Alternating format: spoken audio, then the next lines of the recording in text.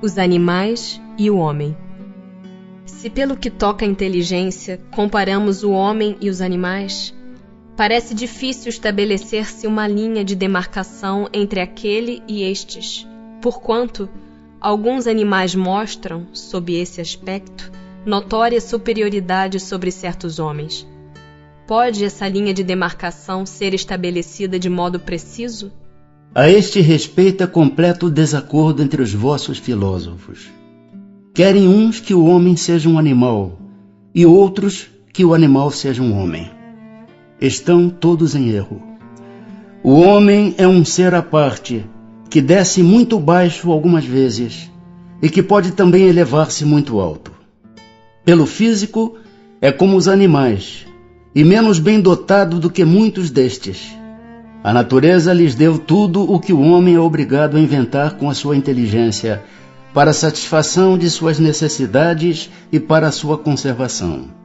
Seu corpo se destrói, como o dos animais, é certo, mas ao seu espírito está assinado um destino que só ele pode compreender, porque só ele é inteiramente livre.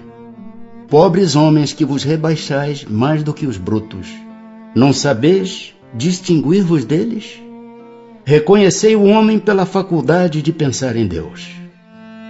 Poder-se-á dizer que os animais só agem por instinto? Ainda aí há um sistema. É verdade que na maioria dos animais domina o instinto. Mas não vês que muitos agem denotando acentuada vontade? É que têm inteligência, porém limitada. Têm os animais alguma linguagem? Se vos referis a uma linguagem formada de sílabas e palavras, não. Meio, porém, de se comunicarem entre si, têm. Dizem uns aos outros muito mais coisas do que imaginais. Mas essa mesma linguagem de que dispõem é restrita às necessidades, como restritas também são as ideias que podem ter. Há, entretanto, animais que carecem de voz. Esses parece que nenhuma linguagem usam, não? Compreendem-se por outros meios. Para vos comunicardes reciprocamente, vós outros, homens, só dispondes da palavra? E os mudos? Facultada lhes sendo a vida de relação, os animais possuem meios de se prevenirem e de exprimirem as sensações que experimentam. Pensais que os peixes não se entendem entre si? O homem não goza do privilégio exclusivo da linguagem.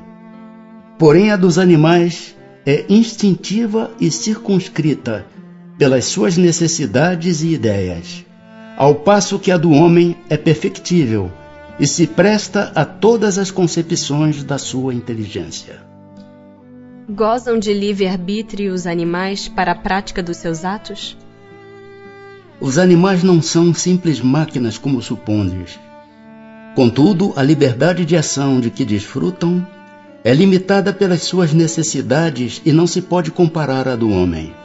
Sendo muitíssimo inferiores a este, não têm os mesmos deveres que ele. A liberdade possuem-na restrita aos atos da vida material. Donde procede a aptidão que certos animais denotam para imitar a linguagem do homem? E por que essa aptidão se revela mais nas aves do que no macaco, por exemplo, cuja conformação apresenta mais analogia com a humana? Origina-se de uma particular conformação dos órgãos vocais, reforçada pelo instinto de imitação. O macaco imita os gestos. Algumas aves imitam a voz. Pois que os animais possuem uma inteligência que lhes faculta certa liberdade de ação, haverá neles algum princípio independente da matéria? Há, e que sobrevive ao corpo. Será esse princípio uma alma semelhante à do homem? É também uma alma, se quiserdes, dependendo isto do sentido que se der a esta palavra. É, porém, inferior à do homem.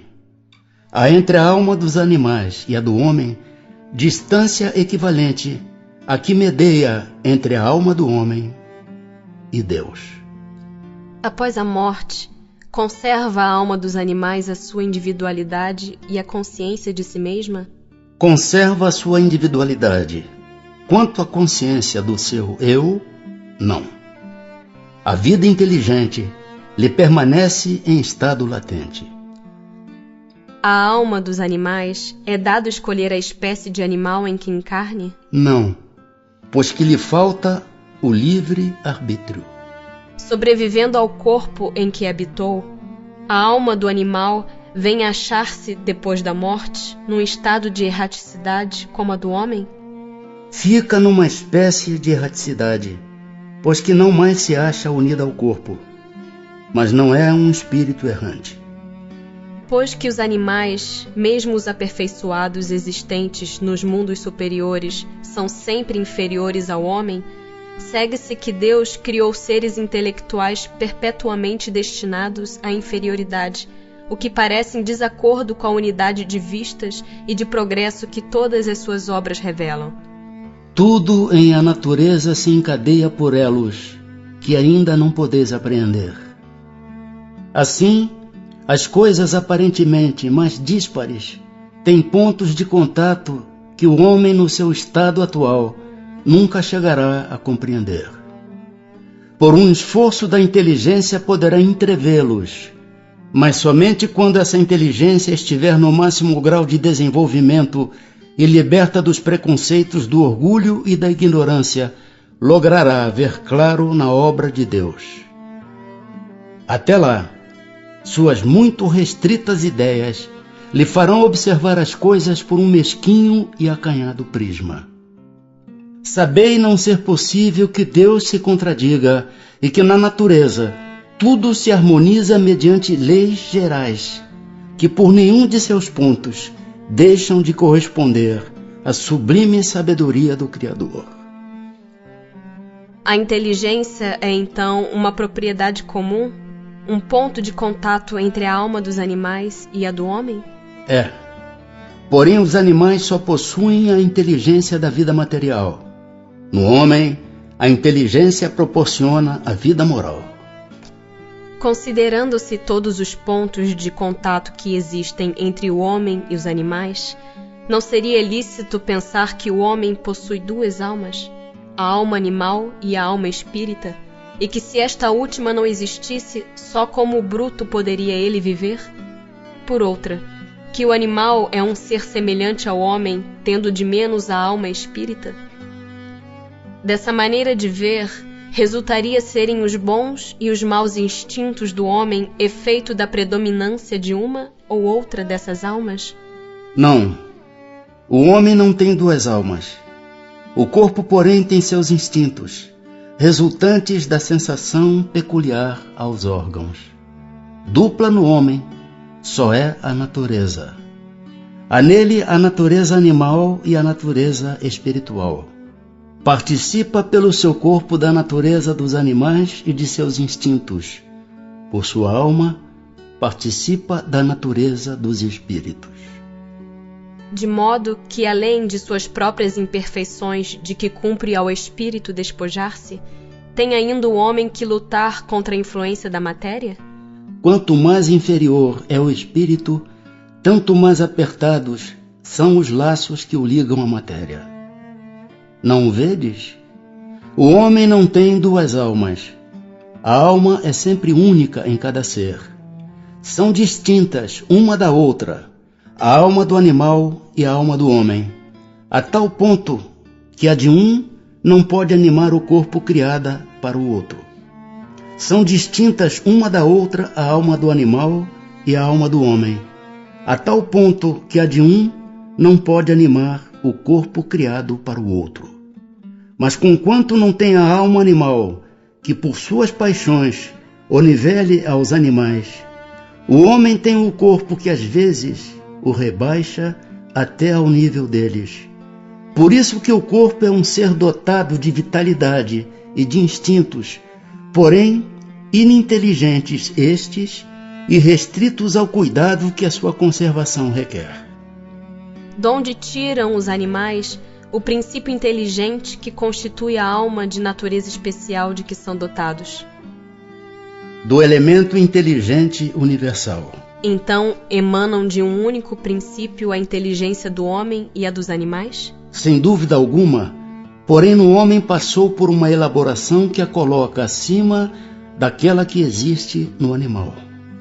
Dissestes que o estado da alma do homem, na sua origem, corresponde ao estado da infância na vida corporal, que sua inteligência apenas desabrocha e se ensaia para a vida.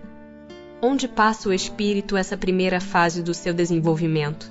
Numa série de existências que precedem o período a que chamais humanidade. Parece que, assim, se pode considerar a alma como tendo sido o princípio inteligente dos seres inferiores da criação, não? Já não dissemos que tudo em a natureza se encadeia e tende para a unidade? Nesses seres, cuja totalidade estás longe de conhecer, é que o princípio inteligente se elabora, se individualiza pouco a pouco e se ensaia para a vida, conforme acabamos de dizer. É de certo modo um trabalho preparatório, como o da germinação, por efeito do qual o princípio inteligente sofre uma transformação e se torna espírito. Entra então no período da humanização, começando a ter consciência do seu futuro, capacidade de distinguir o bem do mal e a responsabilidade dos seus atos. Assim, a fase da infância se segue à da adolescência, vindo depois a da juventude e da madureza. Nessa origem, coisa alguma há de humilhante para o homem. Sentir-se-ão humilhados os grandes gênios por terem sido fetos informes nas entranhas que os geraram? Se alguma coisa há que lhe seja humilhante, é a sua inferioridade perante Deus e sua impotência para lhe sondar a profundeza dos desígnios e para apreciar a sabedoria das leis que regem a harmonia do universo. Reconhecei a grandeza de Deus nessa admirável harmonia, mediante a qual tudo é solidário na natureza. Acreditar que Deus haja feito, seja o que for, sem um fim, e criado seres inteligentes, sem futuro, fora blasfemar da sua bondade, que se estende por sobre todas as suas criaturas. Esse período de humanização principia na Terra? A Terra não é o ponto de partida da primeira encarnação humana. O período da humanização começa geralmente em mundos ainda inferiores à Terra. Isto, entretanto, não constitui regra absoluta, pois pode suceder que um espírito, desde o seu início humano, esteja apto a viver na Terra. Não é frequente o caso. Constitui antes uma exceção. O espírito do homem tem, após a morte, consciência de suas existências anteriores ao período de humanidade? Não, pois não é desse período que começa a sua vida de espírito. Difícil é mesmo que se lembre de suas primeiras existências humanas, como difícil é que o homem se lembre dos primeiros tempos de sua infância e ainda menos do tempo que passou no seio materno. Essa a razão por que os espíritos dizem que não sabem como começaram. Uma vez no período da humanidade, conserva o espírito traços do que era precedentemente? Quer dizer, do estado em que se achava no período a que se poderia chamar ante-humano? Conforme a distância que regule entre os dois períodos e o progresso realizado.